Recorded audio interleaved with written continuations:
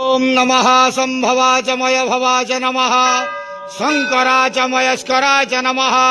बाबा धवलेश्वर बालालिंग महाप्रभु दीपं ज्योति परम ब्रह्म दीपं ज्योति जनार्दनः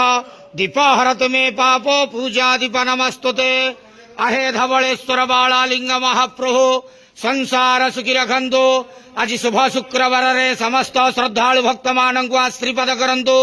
मनस्कामना पूर्ण करंतु कर्म क्षेत्रोन्नति करंतु ग्रहरिष्ठ खंडन करंतु जगतर मंगल करंतु विश्वर कल्याण करंतु आपणकर नाम प्रकाश करंतु सेवकर डाक श्रवण करंतु समस्त ग्वावसा भक्त मानकर मनस्कामना पूर्ण करंतु बाबा धवलेश्वराय बालालिंगाय नमो नमः संसार सुखी रखंतु आनंद के वार हरि बोलो आज शुभ शुक्रवार रे समस्त श्रद्धालु भक्त मान को आश्रीपद करंतु आनंद के वार हरि बोलो बाबा धवलेश्वराय बालालिंगाय नमो नमः।